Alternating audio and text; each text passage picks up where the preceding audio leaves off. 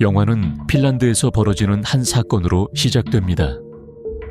알리아라는 어린 소녀가 숲속에서 여러 남자들에게 쫓기고 있습니다. 그런데 알리아를 쫓는 남자들은 다름 아닌 그녀의 가족이었습니다. 알리아는 호수로 뛰어들지만 남자들은 그녀가 익사하기 전에 붙잡고 맙니다. 장면이 바뀌면 한 은행에서 렉스라는 남자가 줄을 서서 기다리고 있습니다. 사실 그가 이곳에 온 진짜 이유는 따로 있었습니다. 바로 짝사랑 상대인 메디를 보기 위해서였죠. 그런데 렉스가 메디와 대화를 나누던 중 갑자기 강도들이 은행을 습격합니다. 강도들은 곧바로 경비원을 살해하고 평화롭던 은행은 순식간에 아수라장이 됩니다. 렉스는 한 여성의 가방 안에 총이 있다는 걸 눈치챕니다. 하지만 상황이 너무 위험해 그 여성도 섣불리 행동하지 못합니다. 모두가 위협 앞에 얼어붙은 그 순간 렉스는 이상한 행동을 보이기 시작합니다. 마치 자신 안에 무언가를 억누르려는 것처럼 보였습니다. 그때 총이 든 가방이 갑자기 튀어올라 렉스의 무릎 위에 떨어집니다. 다음 장면은 법정입니다. 렉스는 은행에서 강도들을 모두 제압한 혐의로 재판을 받고 있습니다. 많은 사람들의 목숨을 구한 영웅으로 불렸음에도 불구하고 그는 결국 8년형을 선고받습니다. 8년 후 렉스가 출소합니다. 잡지에는 여전히 그의 얼굴이 영웅으로 실려 있었습니다. 하지만 사회의 시선은 생각보다 더 부담스러웠습니다.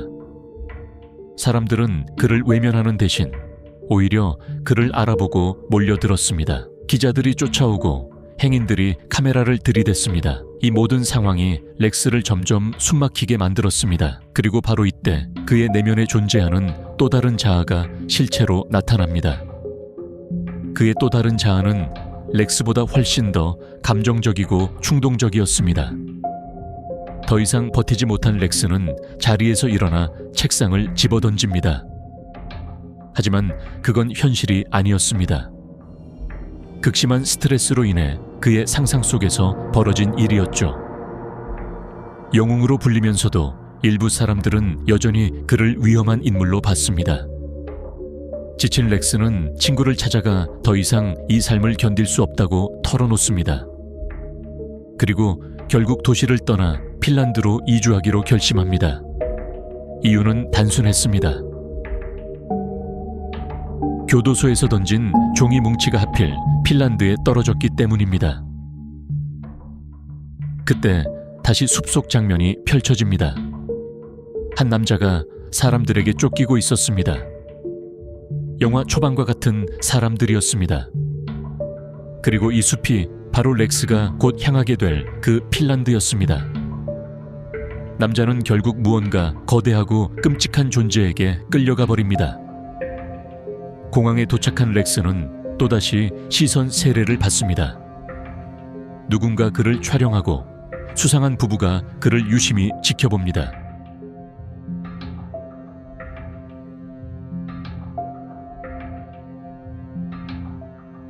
소란이 커지자 렉스는 화장실로 피신합니다. 그런데 그 부부의 남편이 이미 화장실 안에서 그를 빤히 쳐다보고 있었습니다. 자리로 돌아오자 이번엔 부부의 아내가 섬뜩한 미소를 보냅니다. 핀란드에 도착한 렉스가 택시를 기다리는 사이 멀리서 한 택시기사가 그를 유심히 지켜보다가 줄을 세치기에 그 앞에 딱 멈춰 섭니다. 렉스가 택시에 타자마자 기사는 마취가스를 뿜어내고 렉스는 그대로 의식을 잃습니다. Excuse me. Hey! Hey! Hey! What the fuck? 한 가정집에서 가족이 저녁 식사를 준비하고 있습니다. 겉으로 보기엔 평범한 가족 같았습니다. 그런데 그 집 지하실에 렉스가 납치되어 묶여 있었습니다. 그리고 정신을 차린 렉스는 끔찍한 사실을 깨닫습니다. 한쪽 다리가 절단되어 있었던 겁니다. 비명을 지르려는 순간 그의 또 다른 자아가 나타나 입을 막습니다. 그리고 대신 렉스의 감정을 대신 쏟아냅니다. 그의 내면의 자아는 렉스보다 훨씬 냉철하고 계산적이었습니다.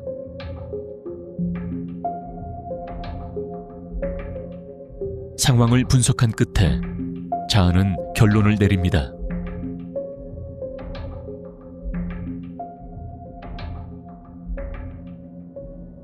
공항에서 그를 미행하던 수상한 부부가 범인이라고요.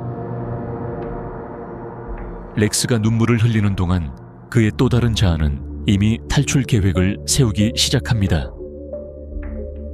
만약 범인이 나타나면 기절한 척 할 것.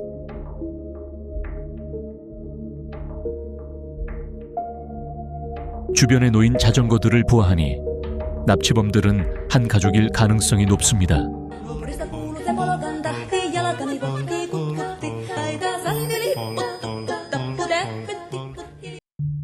한편 가족들은 모두 위층에서 잠들어 있었습니다. 하지만 올라비라는 막내 아이만 잠을 이루지 못하고 이번 먹잇감이 궁금해 지하실로 내려옵니다. 렉스는 아직 줄을 다 풀지 못했고 이를 이로 끊으려 합니다. 소년이 방에 들어오자 렉스는 재빨리 기절한 척합니다. 그리고 상대가 아이라는 걸 확인하고는 계획을 세웁니다. 이 아이를 인질로 삼아 이곳을 빠져나가겠다는 것이었죠. 렉스는 올라비를 설득하다가 절단된 다리로 그의 얼굴을 걷어차고 양쪽 허벅지로 목을 조입니다. 얼마 후 올라비의 누나가 남동생이 없는 것을 알아채고 지하실로 내려옵니다. 그 누나는 바로 영화 초반에 가족에게 쫓기던 알리아였습니다. 즉, 렉스를 납치한 것이 바로 알리아의 가족이었던 겁니다. 렉스는 알리아에게 협박합니다. 접근하면 아이의 목을 부러뜨리겠다고요. 하지만 너무 당황한 나머지 올라비를 놓쳐버리고 인질 작전은 실패로 끝납니다. 의식을 잃은 올라비를 발견한 가족들은 급히 병원으로 달려갑니다. 어머니는 알리아가 동생을 다치게 했다고 생각해 뺨을 때립니다. 하지만 이 상황에서 렉스는 중요한 사실을 파악합니다. 알리아는 가족과 성격이 전혀 다르다는 것, 그리고 그녀가 탈출의 열쇠가 될 수 있다는 것을요. 알리아가 렉스를 보자마자 그와 결혼하는 상상을 했다는 겁니다. 한눈에 반해버린 거죠. 가족이 병원에 간 사이 알리아는 지하실로 내려와 렉스의 다리를 치료해줍니다. 그리고 자신의 가족 이야기를 털어놓기 시작합니다. 첫째 오빠가 태어날 때부터 인육을 먹고 싶어하는 장애를 갖고 있었다고요.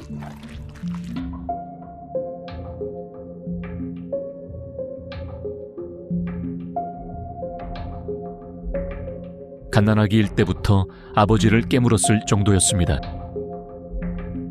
결국 가족들은 첫째의 식욕을 채우기 위해 사람들을 납치하기 시작했습니다.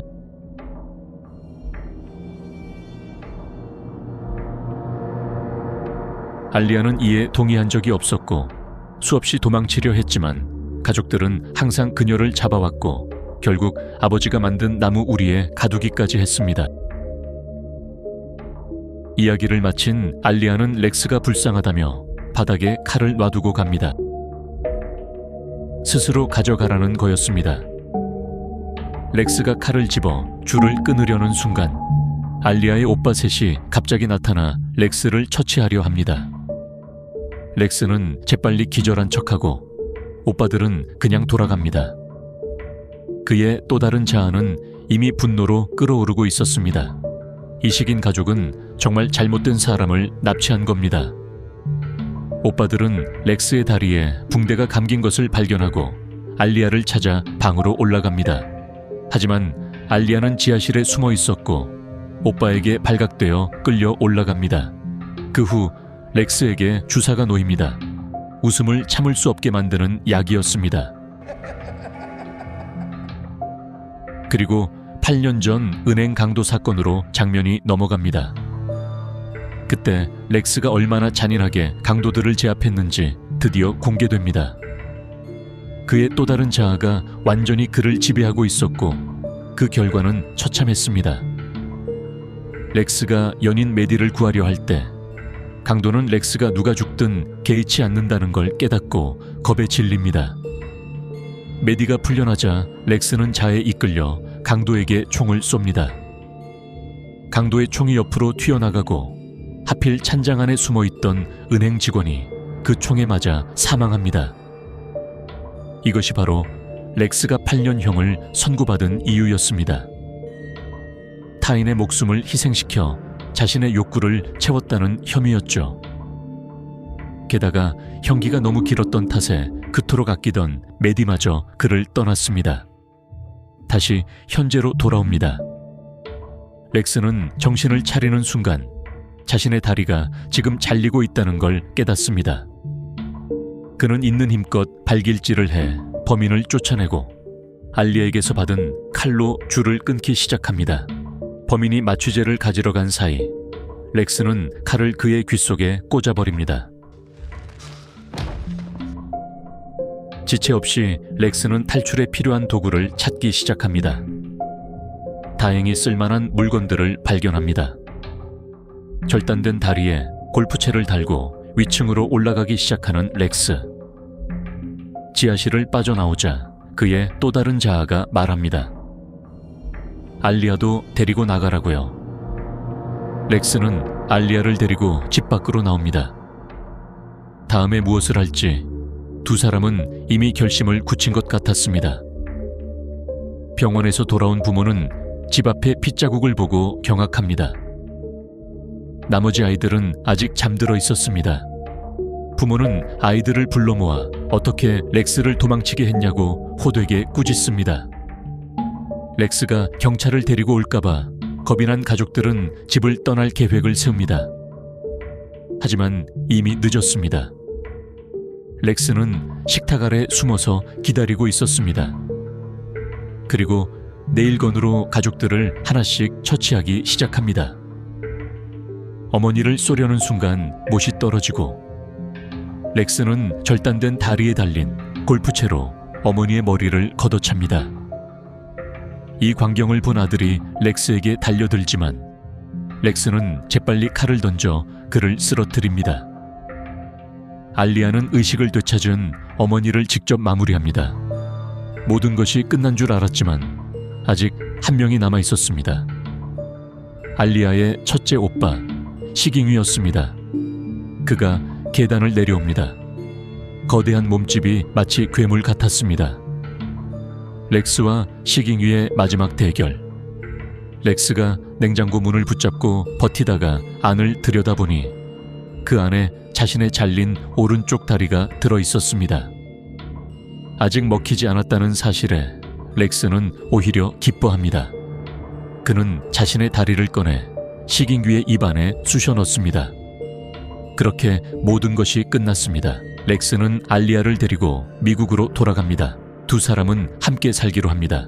어느 날 밤 렉스와 알리아는 친구들과 어울립니다. 그런데 친구 중 한 명이 렉스에게 관심을 보이자 알리아가 질투심을 느낍니다. 그 순간 알리아 안에서도 또 다른 자아가 깨어납니다. 질투심을 유발한 그 여자를 죽이는 상상을 하기 시작한 겁니다. 결국 두 사람은 완벽한 짝이었습니다. 한편 다른 곳에서는 사고에서 회복한 올라비가 가족의 복수를 다짐하고 있었습니다.